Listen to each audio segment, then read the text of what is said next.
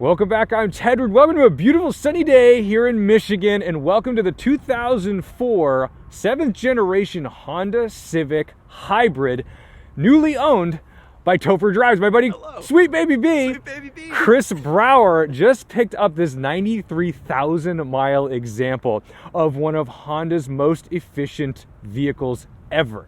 This is such a strange vehicle because the 7th gen Civic is something that we saw everywhere, but not a whole lot of people elected for the Prius competitor, the Honda Civic Hybrid. And you could get these with a manual 5-speed like the Insight, or as this one sits, an automatic transmission. It has IMA, the integrated motor assist. So what it does is, from its L series 4-cylinder, it's a 1.3 liter 4-cylinder, there's a 13 horsepower electric motor between the engine and the transmission, and then that is what helps you assist moving this along. And there's a lot of other trickery with this L series because it's only a 2-valve per cylinder engine, but it has twin spark plugs. It can actually deactivate 3 of the 4 cylinders on deceleration. And on the highway, this will achieve, what, 48 miles per gallon? 48 miles to the gallon. This is a real little gem. Yeah. And brand new, we still have the window sticker. Brand new, this was $20,800. In comparison to, what would a standard Civic non-hybrid cost? A non-hybrid is in the $16,000, $17,000 range? Oh, back then? Yeah. Yeah, it was in the teens for sure. Yeah, so, because this in today's money is equivalent to like $35,000, which is like a top-of-the-line hybrid. Actually, it's probably even more expensive than the current Civic Hybrid. This is crazy. It has low rolling resistant Dunlop tires, which you're not on there right now, right? No, we put some Delentes on here, which I think it was $160 for the set. Wow. And I wanted to do that for like research purposes because I've only ever gone with name brand tires, and I genuinely just wanted to see how these were. So they're like a Delente or something. So really all we care about is rolling resistance and noise. And then the Civic Hybrid gets all kinds of great, let's call them go fast bits, because it's got aero bits on it to make sure that it has a lower coefficient of drag. In fact, it brings the Civic coefficient of drag from 0.3 to 0.28. That's pretty shockingly low. And the less drag, the less work you have to do trying to be efficient with your motors. So you get a different little front splitter. There's more underbody panels, and there's a little spoiler in the back. Is there anything else I'm missing here? Oh, this grill. Yeah, what I love about this Civic Hybrid is that it's really unassuming. If you weren't in the know, you might not know. There are just small differences, but every time I see one of these, I'm like, that's the Hybrid, and I get really excited. And I don't think for the past, 15 years, I've seen one this clean. I don't know that another clean one exists, to be honest. When I saw this car, I was like, oh, that's coming home with me. It's incredible. Can we open the hood? I need to see this power unit. Like it's a Formula One car, power unit. So what color is this? This is opal silver blue. It's gorgeous. A hybrid exclusive color. It looks kind of Silverstone if we were in the E39 M5 world. Yeah. And there it is. There's our L Series 1.3 liter 1300 cc 4-cylinder. It has twin spark plugs, so what it can do, this is a really trick engine. Every time I read about this, I'm finding more and more information. This can run at a 22-to-1 air-fuel ratio depending on the conditions, and it can either simultaneously spark a cylinder or spark them in a staggered way to burn less fuel, to be more lean. So there's a lot of great trickery, and I would wager that when this came out, people were reading about these cars and thinking, oh boy, that's too complicated. Who's going to work on this? The window sticker, which we'll show you in a minute, is staggering because it lists 2 very strange things. One, the fuel tank capacity to the 100th of a gallon. It says 11.88 gallons. So at 48 miles per gallon, that's like a 570 mile range. Very impressive for this little car. You're definitely going to outlast your bladder on a road trip. And the other thing it lists is that it doesn't need a tune-up for 110,000 miles. So this one at 93,000 miles may have never really had a proper full major service. I don't know, yeah, because I got it from an auction, so unfortunately I don't have a ton of service records. And there were a couple in the glove box with the previous owner's information, so I'm thinking about just like cold calling them and being like, hey, I have your old car, but I don't know how to do that in a non-creepy way. I think whoever owned this car would like to hear about it because it's in such great shape that they very likely miss it. Yeah. Now, this is also a time before we were working with like lithium-ion batteries and all stuff. This is like a nickel hydride or whatever battery. So just like a hybrid of today, it does regenerate power into that battery, but after all these years, who knows what kind of life that battery has. And I'm wondering what you can do maybe in the modern time of hybrids to upgrade or refresh or just get more out of these cars if you were one of those like rich rebuild kind of psychos who's just trying to get, no offense Rich, I love you, but you're a crazy person, to get the most out of these cars. But I think the greatest thing about this car is that it's a proper time capsule. So real quick, suspension wise, you've got McPherson struts up front, you've got independent rear with double wishbones in the back, and then this is the stuff, man. This really takes me back into a land of beautiful Civics. Your car is perfect. This is unbelievable. This looks like a heritage museum level of Honda Civic. Honda's going to want to buy this car from you. We know those people. They can buy. It's cute as hell. And I also just love that this is the size of what a normal sort of mid-size, or I guess compact sedan would have been back then. Now, of all the cars that we've ever reviewed, this deserves a toe tap in the worst way, just because I don't want to mess up this carpet. Everything, I mean, even these like original stickers on the seats are still here. You've got these pockets. It's a comfortable, cozy place, but you do get the sensation that if you packed this with 5 people, because remember, this was like incredibly efficient for a 5-passenger vehicle. The Insight was a 2-seater. If we put 5 full-grown adults in this car, good luck. It'd be tight. I wonder what the fuel economy would be when we add about 1,000 pounds of humans to it. Yeah. Up front, very, very simple, great ergonomic layout. I love how skinny this little guy is. And it's all like, these are materials that today we'd consider premium. Yeah. Like, this is like suede. Almost. Suede, Alcantara. There's stuff in here that I'm thinking, like, why is this in a Civic? Yeah. Let's take a quick peek at the luggage space just to see what this does. I'll pop it for you. Sure. And there's just this cute little tailpipe. You know, what I love about this is it really is just an assisted ICE engine. You know, you're just helping it along. But there you go. And that looks like, is that a pass? No, it's not a pass-through. I don't think they go down. So no, they don't go down. Because the battery's right here. Yeah, that's all you get. So let's start this thing up and take it for a drive, because I'm just genuinely excited to experience what proper efficiency in the early days of mass-produced hybrids would be like. I mean, today, everything pretty much has some level of hybrid power, whether it's an advertised hybrid, a plug-in hybrid, or even just a mild hybrid with a 48-volt system like we see with, like, you know, BMWs and stuff. Because there's a lot of cars that do have that type of assist. And this is going to have auto start-stop in a way that modern 48-volt mild hybrids have today, where you're not using a typical starter motor to do the job. You're using that integrated motor assist. And gluing us to the road, sort of, is a Delenti tire, a 185/70 R14. I love a 14-inch wheel, and it's really wild because I drive a lot of cars with 14-inch wheels, but they're usually from the 1950s and 60s. So there's a real charm about this having a 14-inch wheel. With sidewall, basically this doesn't need suspension. If we did solid mounts and just put a post in there, I'm pretty sure this sidewall would still do the job.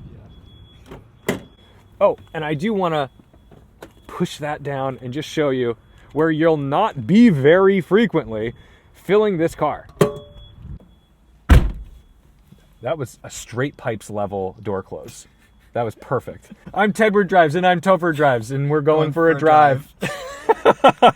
To get our Civic Hybrid started, we have a key. I love a key. And all right, there is something, these are the little things. There's something about inserting a key into these Civics. They feel so solid, even from the key. And you'll notice that started up so smoothly. We have to get fuel, but we also don't because it probably still has 150 miles of range with those two little bars. Yeah. It's a pretty revvy little engine. And this engine, I believe, was introduced for the Fit and maybe the Insight. I don't know. Insight's a 3-cylinder. Insight's a 3-cylinder. That's Yep. right. This is the thing. This is so beyond my level. We were not a hybrid family. Cup holders, pretty reasonable. And what I really like, I love door pockets. I love this kind of stuff. This design is fantastic. And you've got room for probably some CDs. Yeah. Little storage compartment. And you've got the original window sticker here. Suggested retail price $20,800. Actually, after destination and handling, $21,260. Combined, or let's see, city 47, highway 48. I mean, that's like what a current Civic Hybrid does. Yeah. Guys, we're not improving. We've not improved. The difference is the new Civic Hybrid, it still gets this, and it has over double the horsepower. Yeah, So- I want to go back to this era. Yeah. Well, this is very light too. It's like 2,700 pounds. It's incredible. But I love, first of all, it's upsetting how old a window sticker looks from 20 years ago, because this feels like it's from like the golden age, and yet here I am like, okay, I would have been a sophomore in high school when this car came out. But I just wonder like what this looked like to somebody in 2004 when they're seeing 93 horsepower. They're like, I don't know. And maybe that's not a good marketing technique to like the first thing you see on this car that's more expensive than all the other cars is 93 horsepower. It's the first thing on the line. So I do wonder that like maybe people just didn't get what this car was. Yeah. But like fuel prices were starting to go up at this point. If you remember, like we went from $2 gas to or like $1.50 gas to like $2.50 or $3 gas around this time. I was only 6, so Yeah. I don't really remember. That's unfortunate for me. I very much remember, and I was very thankful to have like middle-class parents that were giving me their credit card to go to BJ's Wholesale to buy fuel for the family. We've got a handbrake here, and this is one of the automatics, like I said, so they did make manual versions of this car.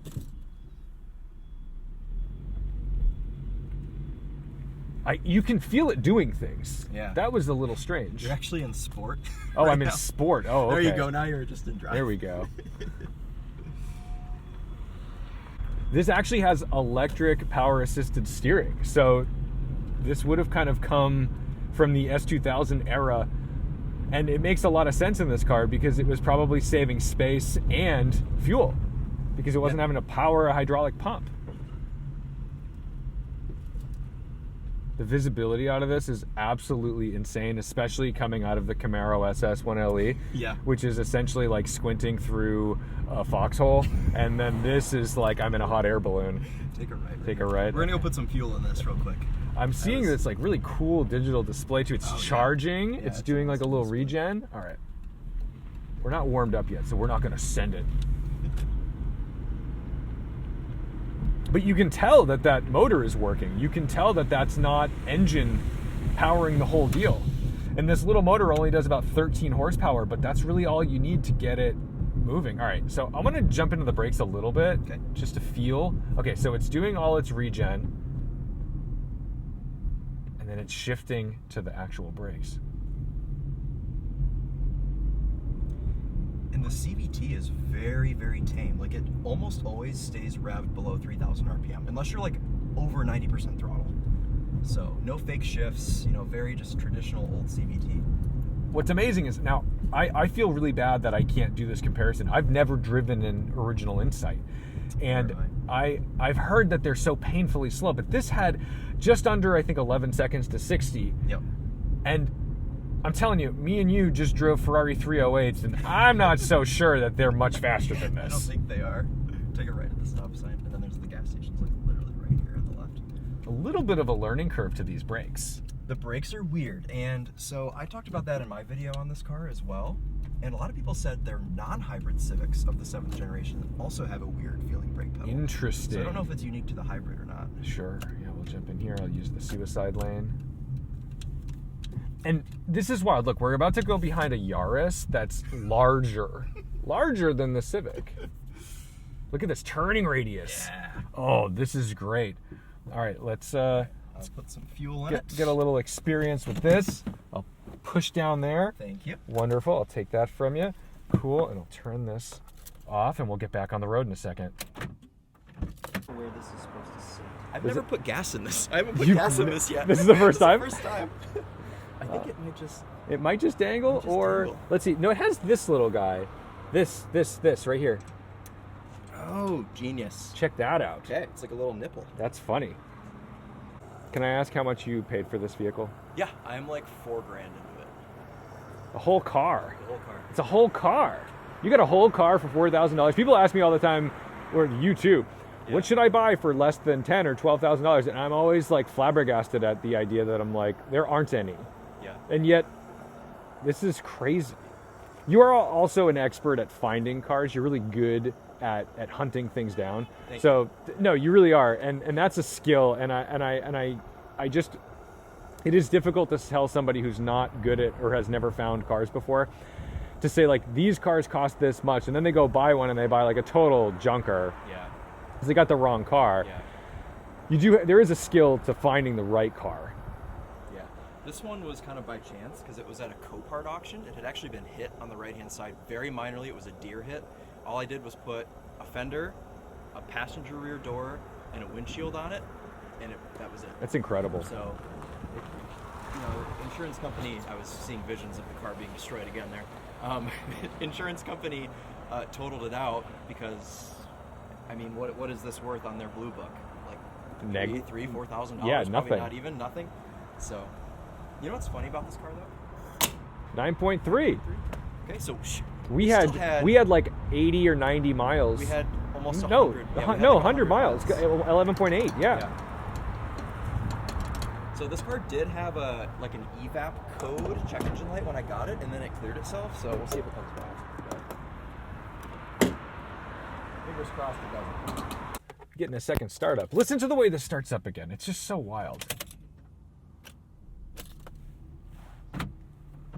It just runs. It's like a video game. I'm in sport mode again. You can go all the way up to the light and you'll take a left up there.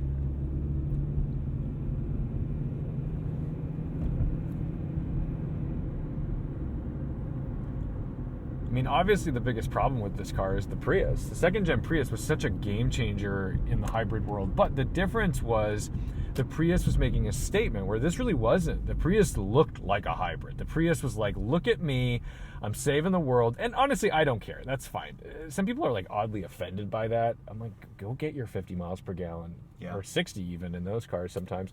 But this just was a car, and I think this is the genius of Honda, was they were like, well, we're just gonna put the great technology that gives you the fuel economy you want in a car that looks like the car you already own. You could own 3 Civics in your household, and no one would be the wiser. Yep. Yeah, and we're kind of seeing that sort of thing now with EVs, like companies like Mercedes, for instance, making an S-Class separate from an EQS, go straight. And we're thinking, why didn't they just electrify the current S-Class? And that's kind of what Honda did back in the early 2000s with the Civic. Incredible. Now, we get this little display down here that will tell us our MPGs. So keep an eye on some of this stuff on the dashboard, because it is actually quite helpful and technical. And it's telling us our battery level. I mean, this really just translates directly to what like a current Civic Hybrid is. Mm-hmm. Yeah, I love the little IMA gauge on the right. This is incredible. Yeah.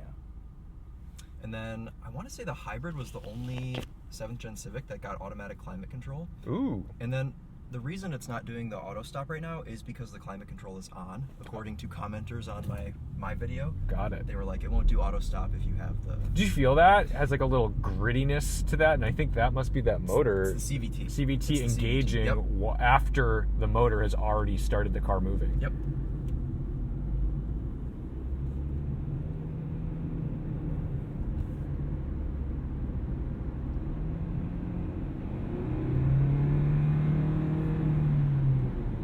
Like 93 horsepower? My butt dyno's not calibrated to this level. I'm good at telling you whether it's 400 or 500. I don't think I'm good at telling you if it's 93 or 110. Take a right at the light up here. All right. Oh, we're getting a Nissan situation. Oh. A greedy Nissan. Yeah. They're probably going to take the shoulder. Yep, they're taking the shoulder. It's fine. Feel free. We're not competing for any spots today. This thing. She'll be at the gas station long before us.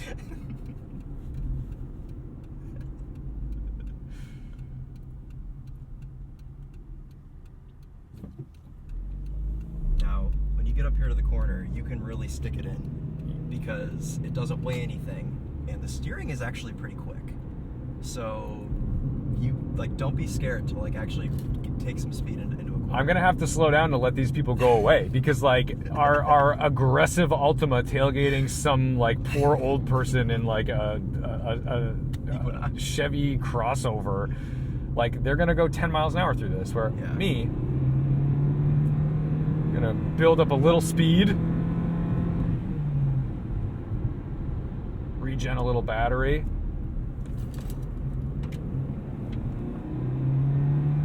Calibrated the Camaro right now, so I should have got in it so much earlier or slowed down so much less, but I didn't know what these tires were really capable of. Now we know. This is a hoot. And we'll do the little loop over here. Yep. Okay. Interior ride quality is fantastic, and it's not loud in here. I mean, we're not going that fast yet, but still, this is outrageous.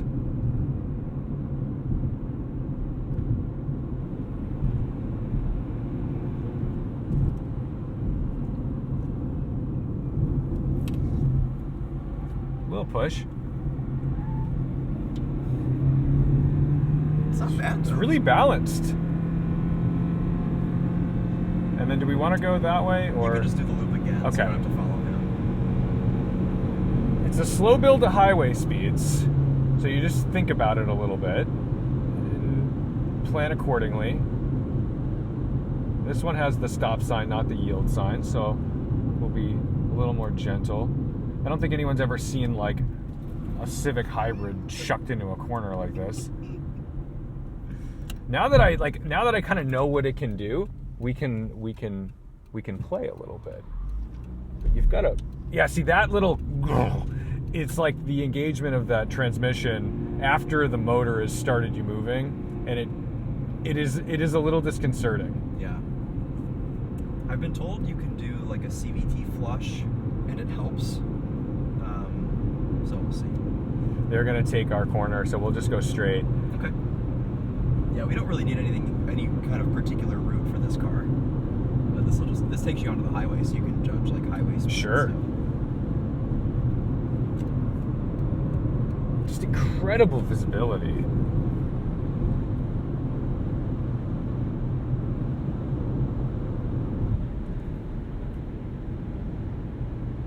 It's telling me we're getting 45, 50 miles per gallon right now. Lift off. Charging the battery. It's going to recharge the battery. It's going to go to a 1-cylinder because it's deactivating 3 by closing the valves to the other 3. What a weird. Let's take the inside line.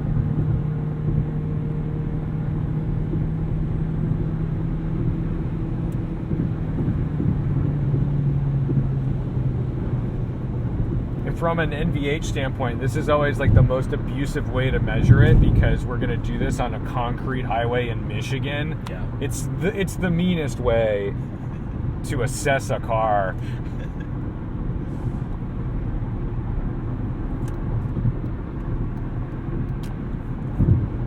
We've got really ergonomic cruise control setup, which, how do we turn it on? There's got to be... It's to the left by your left knee. There's a little button that says cruise. Oh!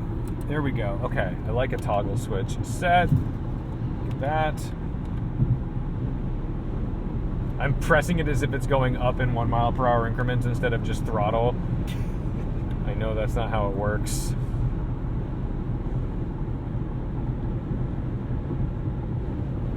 I mean, you're probably all just seeing windshield at this point because that's really what I'm looking at. There's so much visibility. Yeah, it's a high seating position.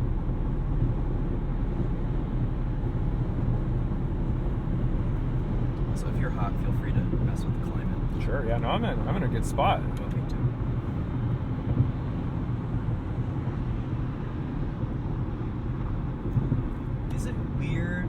say that I don't think this is any louder NVH-wise than like a new Civic, like a base model Civic. I think you're right. I think when you go to the higher trim levels, they're quieter, but my Civic Type R is pretty loud on the highway, and Yeah. I think this is like oddly comparable.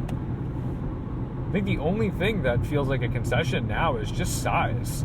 It's a small car, and it's not that it's too small, it's that everyone else is too big now. Yeah. So there's a vulnerability in that. But I mean, this is fantastic. I would happily spend time in this. And on the highway, like, I'm noticing these seats are well built. You can tell Honda like paid attention to things that mattered. You can get off here. Sure. Yeah, it's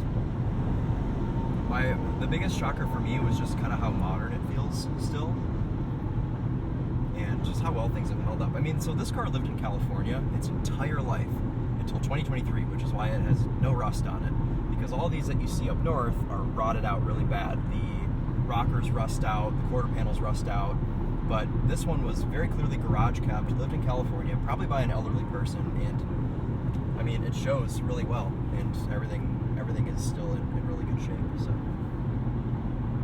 I'm flabbergasted by how clean it is and how new it feels. Like, I'm not joking. If I went to Honda in Michigan and wanted to drive some of their heritage cars, which they have, yeah, this would be one of them. Yeah. This would be like, because sometimes they don't have like perfect low mileage examples. They have cars that they've like restored. Like, Yeah. there's a CRV they have that was like clearly lived a very significant life, and then they restored it so it was presentable as Yeah. new, essentially. yeah. And that's kind of how this feels, but it hasn't been restored.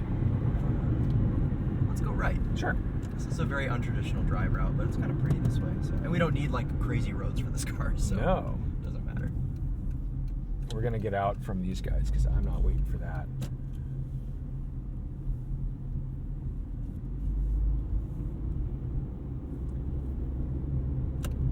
I think Honda should just be my buyer for this car if I ever sell it. I don't know. Everyone in my comments told me to keep it, so I may just be keeping it. I want to just drive this back and forth across the country. Yeah.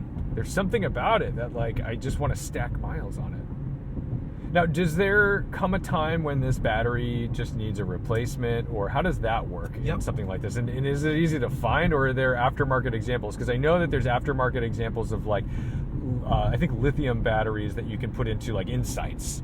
Right. So I looked into that, admittedly after I already bought the car, but the interval that I've been seeing on forums and things, and I don't know that Honda necessarily gives an official like maintenance interval for battery replacement, because it probably would have scared a bunch of people, but usually you read every 10 years. You have to put a battery in it, and it sounds scary, but you can find an aftermarket battery for this car for like $1,100. Oh, that's peanuts. Which is like so insignificant. It's percentage-wise, if you figure this is like a $4,000, $5,000, $6,000 car, $1,000 is kind of a large percentage. But if you're just thinking about having a car that's efficient, that gets 48 miles to the gallon, and if you have to dump an extra $1,000 into it to keep it going for another 10 years, like whatever.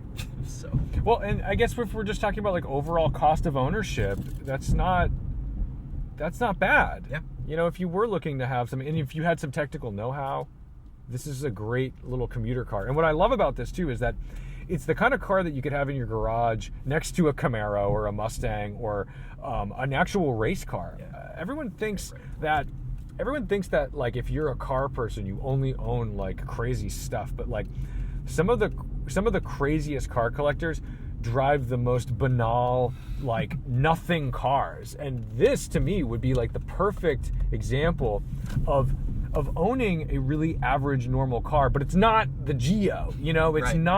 not embarrassing, it's not a penalty box, it actually has its own allure, because this is representative of technological improvements. This is representative of the future of the car industry. It has a story and history that puts it above just being a efficient commuter car.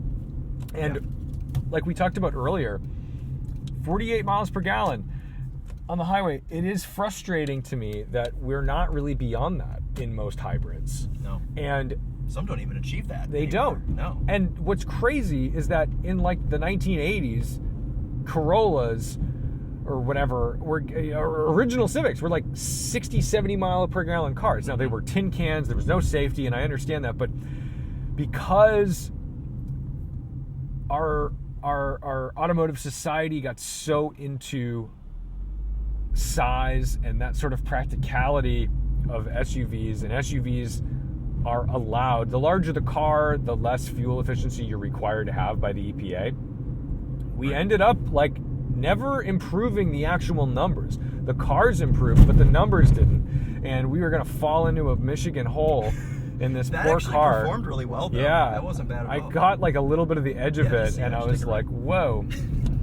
All right, let's just get a little silent ASMR of this thing.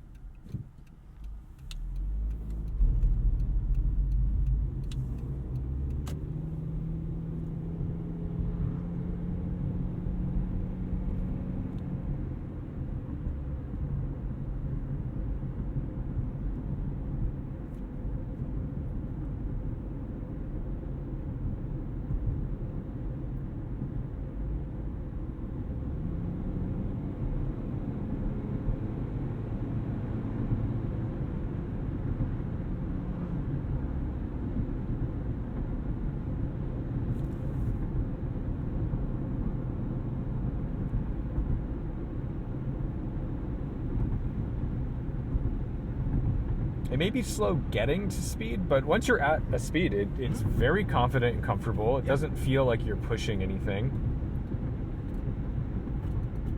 Who knew?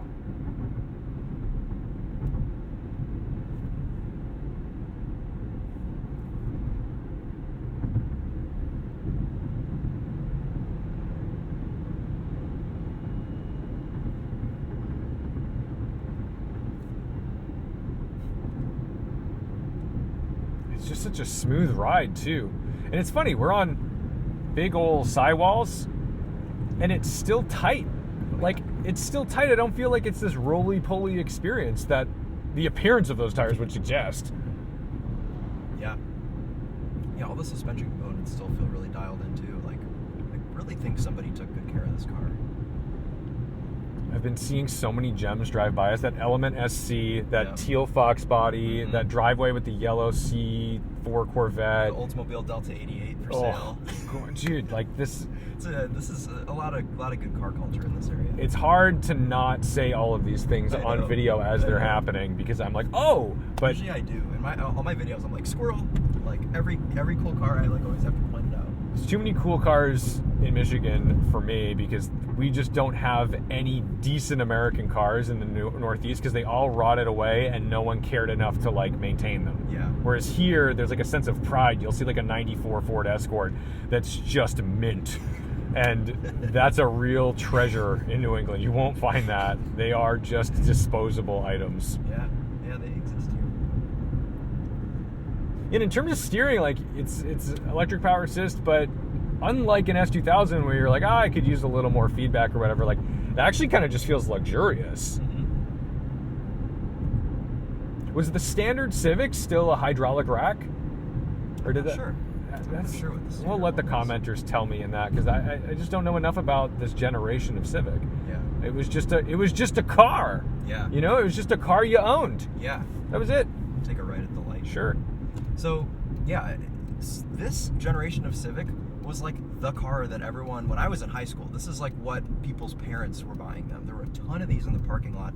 And actually, one of my really good friends had a hybrid that was this color, but hers was like terrible. It had like 300,000 miles on it. It was rotted out, but it still kept going. It got her to school every day, and she continued to drive it like into college. Like, drove this thing for like 5 years, and when she first started driving it, thought it was on its last leg, and it just kept on going. So, yeah.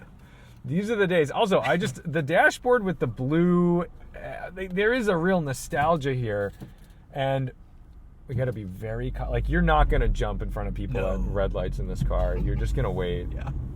'Cause this is wide open.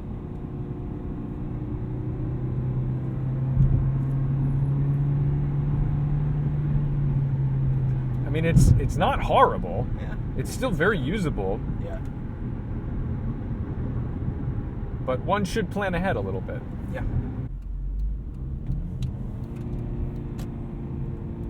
That's foot to the floor. Yep.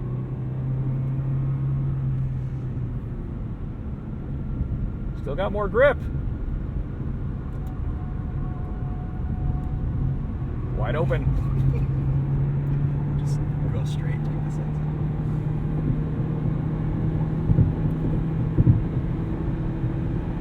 It looks like a movie speedometer. It's like, It's a little nervous. we're off throttle, 1 cylinder, charging up our battery.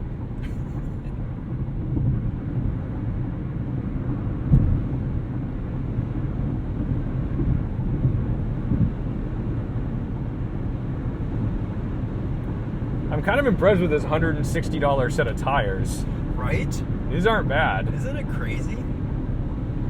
Brand new. Brand new from... Actually, I don't remember where I got them from. Some website.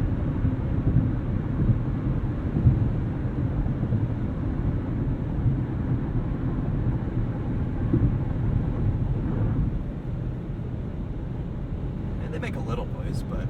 Yeah, but like predictable noise, and they don't just let go. Yeah. Full send on the edge. Jeez.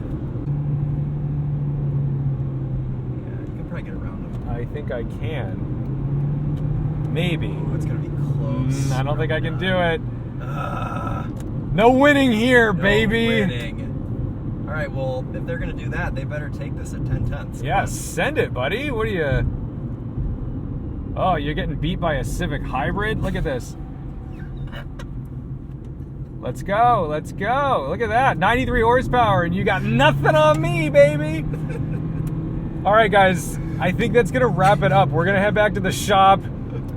If you want to know if you can get a point buy from a Chevy Cruze, you won't get it, but they will get blue flagged by the track officials. So, thank you guys so much for watching, liking, commenting, and subscribing. Thank you to Topher Drives for giving me an opportunity to drive his like minty fresh 04 Civic Hybrid. 04?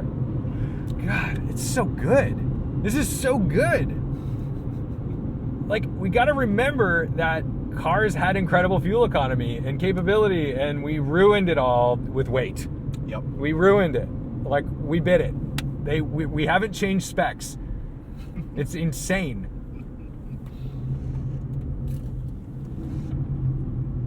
And like, it weighs nothing. You can just shove it into corners on like literal shit tires.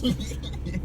So the next time you're buying $1,000 worth of tires for your 5,000 pound car that gets 23 miles per gallon, just remember, you could be spending a lot less and getting a lot more. Thank you guys so much for watching, liking, commenting, and subscribing. Don't forget to respect the drive and see more on this car on Topher Drives, because he is going to document his ownership experience. And I'm really excited that he's got the space to buy these things. Did I go the wrong way? Yep. Oh, okay. Well. Oh no, you didn't go the wrong way. I thought you said that I go into the wrong lane, but you're in the right lane. Oh, over here. Okay. Yeah. I was like, something doesn't look right. Yeah. All right. Don't forget to respect the drive, and I'll see you in the next one.